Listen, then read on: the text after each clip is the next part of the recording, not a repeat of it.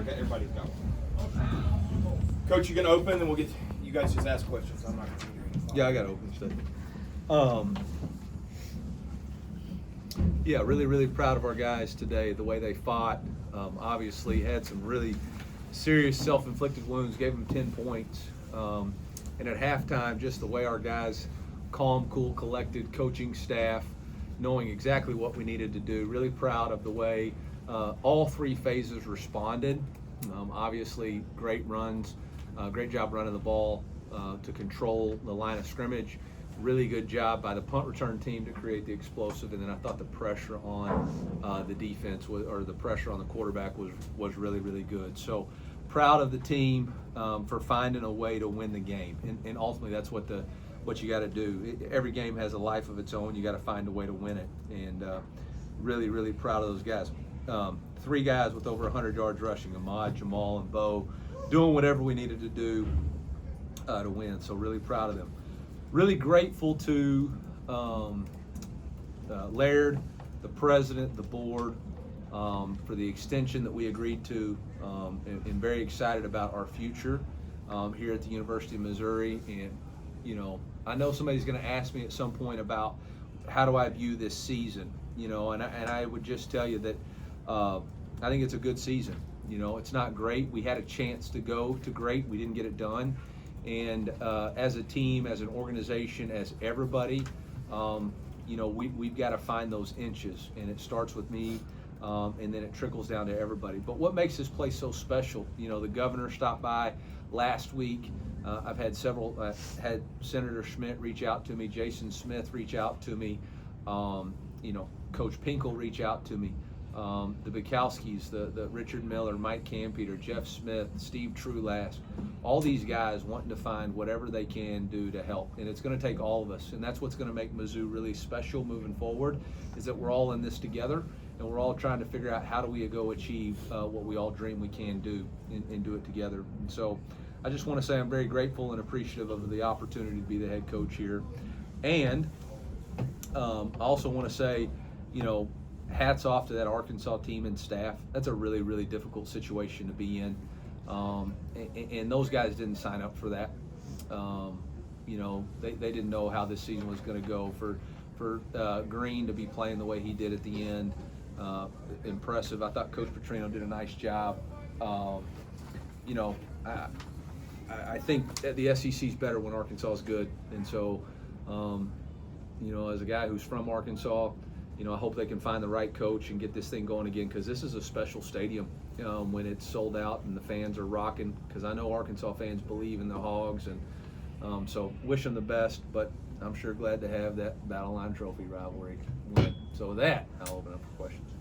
Coach, the way you guys ran the ball, and I guess how little you threw, was that the plan of attack coming in, or just an adjustment that you made as it went? No, once we had the fumble on the screen, we just said, man, they haven't stopped us yet running the ball, so until they stop us, we don't need to play left-handed. And we got into some third downs, you know, that put us a little bit, but you know, we needed to lean on our strength until they could take it away from us. Really, the play of the game was the check. You know, we were 3rd and 15, and we checked to the outside zone. Jamal creased them, which was a really big play. Good conversion there. Coach, how did the weather and the conditions kind of impact this game? Yeah, I mean, it was just kind of a nasty day. It got a little colder in the second half, but I mean, it was a little bit wetter than you wanted it to be. You know, we're trying to throw a screen, so your quarterback's just going to try to catch and get the ball out quick, so he doesn't have the laces, and obviously that was an issue. And then our you know, our snaps, we bungled that up twice. How would you evaluate Bo's day as a whole? Yeah, I thought he did a really good job of getting us into the right plays, the right situations. Yeah, I thought he played well enough for us to win, and you know, that's what he's got to do. Him being able to rush for 100 yards is going to be important for us. Coach, how important and encouraging was it on the punt return to see Kevin be able to break that after having some special teams miscues over the last couple weeks? Yeah, I mean, it was awesome. We needed it. We had 2 special teams miscues so far in this game, and so for them to be able to create a spark and give us the space we needed for us to get, you know, a punt return to put the game away. Coach, you kind of mentioned going into halftime, making some adjustments. adjustments. What was your message to the team during the half? We needed everybody to do their job a little bit better for 30 more minutes, and whoever wanted it the most was going to find a way to win it. And we knew it was going to be a fight, and I felt like the whole week that our team would stay in the fight no matter what. And we just had to find a way to get the score back right. And I thought the defense going in there getting a 3 and out, and then the offense immediately responded. You just felt it on the sideline. We were going to be fine. Coach, your defensive front was getting a ton of pressure today. How would you evaluate their performance? Yeah, really, really well. I think C7 had 2 sacks, right? Chris McClellan had 2. They were pressuring him all night. We gave up a few escapes that we really didn't expect to give up, but overall, just impressed with the way they did what they did. Coach, you talked about the big picture a little bit there and wanted to make the jump from good to great. You talked about it before, extension this week. How much is the big picture on your mind in a game like this? Yeah, I mean, in a game like this, we're trying to we got to have micro goals, right? Because obviously the goal that we set out to start the season got taken away from us. And this team has faced a lot of adversity throughout the year. We lost a coach in May. We had 3 significant injuries in the first game of the year. Our quarterback got hurt in a game where we kind of got control of the game. And for our team to find a way to just stay in it, stay in the fight, I'm really, really proud of them. And you got to salvage things, right? So you never know how you're going to face, what kind of adversity you're going to face. You got to find a way to salvage it. And I thought our guys really did that. But we got to find a way to be better in those games. I understand that, and that's going to be those inches that we're looking for. But I'm really proud of our team. That's why I said it was a good season. I mean, we finished 8-4. We lost to 4 top 10 teams. Only one of them wasn't a 1-possession game, and so we just got to figure that out moving forward. 1 or 2 more. Coach Ahmad with 157 yards was also named Doak Walker finalist earlier in the week. What did you see from him today, and do you think that he made a convincing final argument for that award?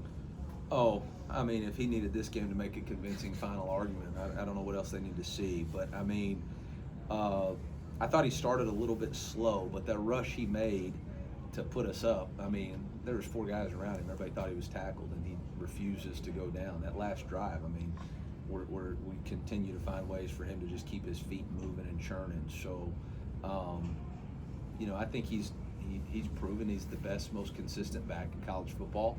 Whether or not he wins the award, that's for committees to decide, and y'all know how I feel about committees. So, we'll see. But it's really not close who's the best back in college football.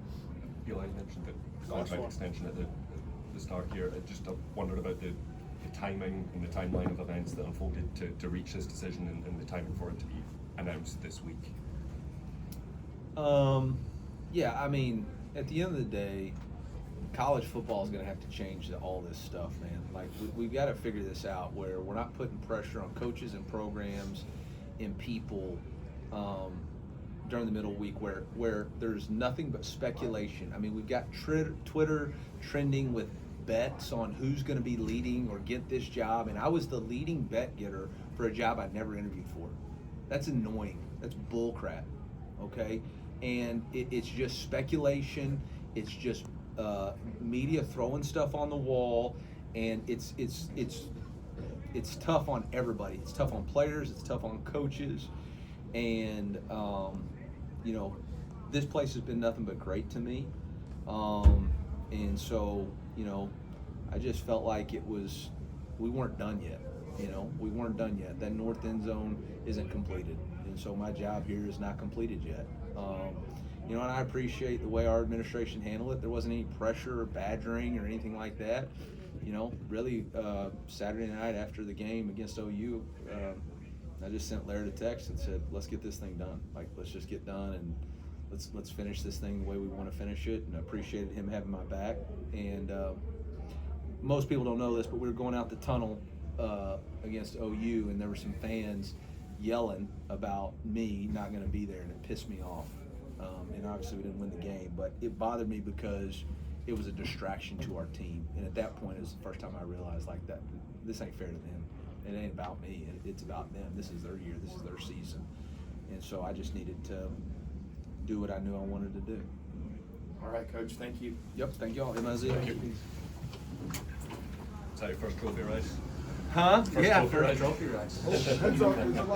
Heads up. Heads up. Put some pants